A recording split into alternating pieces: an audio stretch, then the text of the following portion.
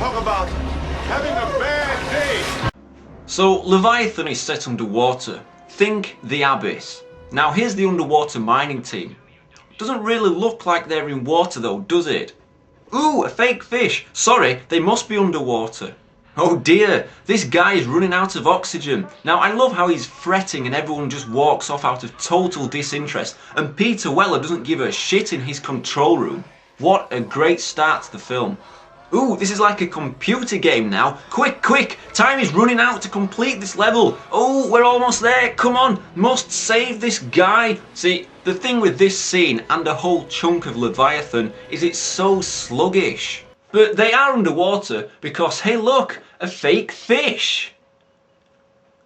Anyway, moving on faster than the storyline actually does, let's meet the characters. Here's Winston from Ghostbusters, minus his proton pack sadly. The bad guy from Home Alone, who's called Six Pack, maybe because he likes to drink 6 packs of beer. She's out of Tremors, some posh speaking English bird, Baldy, and this guy. Guy. Oh, and of course, RoboCop. So that's pretty much the best thing about this movie. The cast lineup is so strong and it keeps you watching. So everyone is moaning about their lives, their jobs, being in this film, and oh hey look, another familiar face, Rambo's best buddy, the Colonel. Now he plays the Doctor and nobody really likes him much. So everybody are doing their odd jobs here and there, and oh look, a face hugger out of the Alien movies.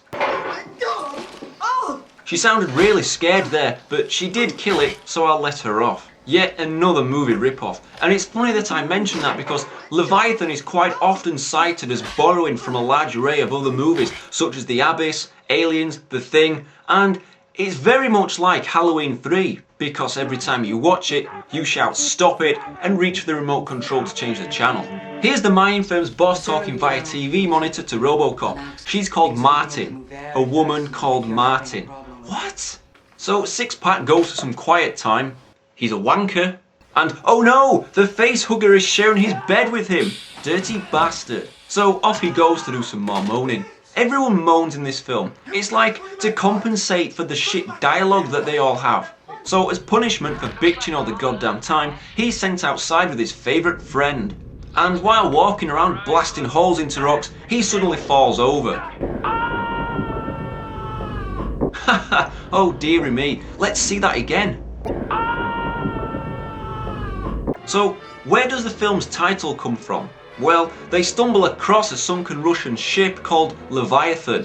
Flying fish alert! Man, that was pretty scary. So anyway, time's running out to find Six Pack as their oxygen level is running extremely low and they have to get out. But he pops up a second later, surprisingly happy for once, and then back on board the mining facility, he gets a royal bollocking, so he becomes a moody son of a bitch again. Once they open up the safe that Six Pack found, lo and behold, there's a bottle of vodka, but miserable RoboCop takes it away. They also found a videotape where some guy is talking Russian, and the Doc can luckily understand Russian perfectly, but RoboCop isn't interested in that bullshit, and he moans at him. Christ, what a dickhead. Now if you're ever in a pissed off mood and want to be surrounded by like-minded people, simply watch Leviathan and moan along with them until your heart is content. So, with RoboCop being a dickhead, the crew break into his safe and drink the vodka, which turns out to be water. Oh dear me. But of course, Six Pack managed to pocket some booze earlier on, so he enjoys that with Mrs. Tremors. Martin tells RoboCop that they can't evacuate 24 hours earlier than the scheduled day, so they have to stay. Gee, thanks She-Man.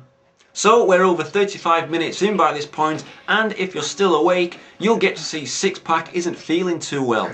Poor guy, he's hungover, and his skin is falling off. A few moments later, RoboCop says, "How could the guy die from a skin rash in 8 hours?"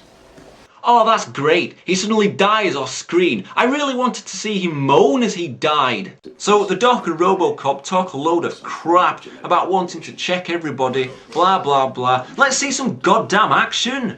So RoboCop wants to evacuate again, and Martin tells him that there's a hurricane close by and it will have to be 12 hours before pickup. That's all she ever does, deliver bad news. Why doesn't RoboCop just ram his fist into the screen and demand to be rescued? Well, making a demand first would be the smarter option than ramming his fist into the screen first, but it doesn't happen anyway, so whatever. Mrs. Tremors isn't feeling too well now. Oh dear, must be that vodka they had, which, incidentally, why the hell would you drink something that has been in the deep sea for God knows how long? Oh no, my hair is falling out. It happens, okay? So she goes along to see Six-Pack, who she thinks is still alive and simply asleep. Well, he fooled Winston earlier on, but I really don't think it's Six-Pack under there considering he's dead. So after seeing what happened to Six-Pack, she cuts her wrists in the shower. Ah. Then Six-Pack suddenly starts mutating, and Mrs. Tremors is next to him. I don't understand it, to be honest, but the crew decide to get rid of them and start moaning at each other, but holy shit, it's alive and pissed off something chronic. Part of the creature gets cut off and naturally stays on board of the mining facility, and it crawls away to safety unseen.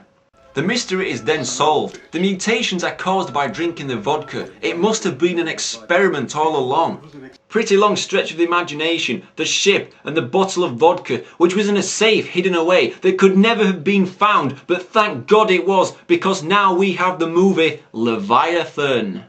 So what does everybody do? Yeah, they piss and moan at each other some more, which is actually really funny. Especially when Winston destroys Guy's jigsaw. What are you gonna do about it, huh? Hey, don't moan at Winston. He's destroyed a giant marshmallow man. What have you ever done in your life, Guy? Exactly. So Guy is later attacked by a flying slug creature, which seems to be held in place by Guy's arm. Now, after running through a plate glass door, watch Winston's reaction here. It's quite possibly the best reaction you will ever see in your life. So the rest of the crew arm themselves with chainsaws and whatever else they can find. No, it's not a proton pack, is it, Winston? No. Oh dear, Baldy's caught by one of the graboids from Tremors, but the doc storms in and chops it up. Now, once they regroup, Winston thinks it's Dracula that's attacking them. That's just great. You're telling me we got a goddamn Dracula in here with us? Oh, this script is so terrible. Please get back to moaning, everybody, to cover it up. Please. But there's no time for moaning because it looks like some crazy shit is going down here. Yeah, try to kill the duck with your hand that has a mouth and little teeth. So the posh English woman runs away and, oh no, another big monster is stalking the corridors. Run away! So finally they decide to escape. Martin pops up to give the remaining 3 crew members some more good news. Is the rescue team here? No! It's going to be another 48 hours. That merits some serious moaning, I think. She's got really weird eyes. She reminds me of, oh no, she reminds me of that little bastard Jupiter kid from The Stuff. Anyway, the monsters rupture some oxygen pipes and there's an imminent implosion about to occur. Time to escape? No, don't be daft. You walk around in the dark and play chicken with the monster. So with time ticking away, things blowing up, monsters attacking them, it's a real exciting finale to the film and real edge of the seat tension. It's only taken an hour and a half to get to this point. RoboCop almost gets killed, but, you know, he escapes. By now, they're fighting desperately against the clock in order to escape. 3 minutes left until implosion, and they need to suit up and get out. Oh, for fuck's sake, couldn't they do this any slower? Oh no, RoboCop's suit is destroyed, and now in storms a guy in a rubber monster suit, which actually looks kind of cool because it's got people's faces on there and graboid tentacles. So RoboCop gets into another suit. Oh shit indeed, the platform is jammed. But thankfully, it does eventually lower him down, and just for good measure, it squashes the monster's face. Come on man, move faster, you've got literally 5 seconds!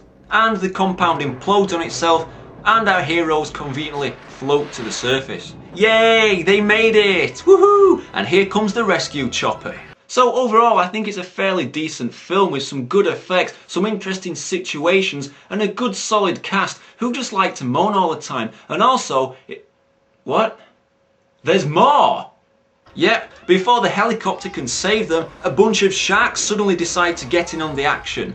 It's like Shark Attack 3 all over again. Talk about having a bad day. Yes, Winston, talk about having a bad day.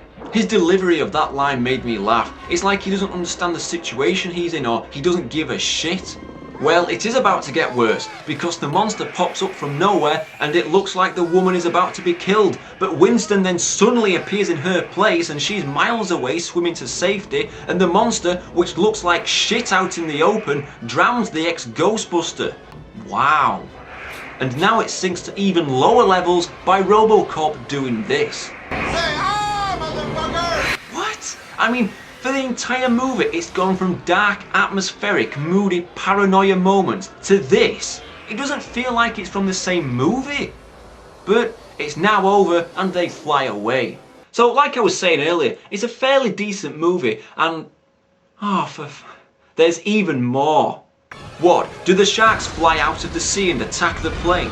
Thankfully, no, but we do get to see She-Man Martin receive a nice punch in the face for being a lying sack of shit and looking like the kid from The Stuff. That's all, folks. 6.5 out of 10.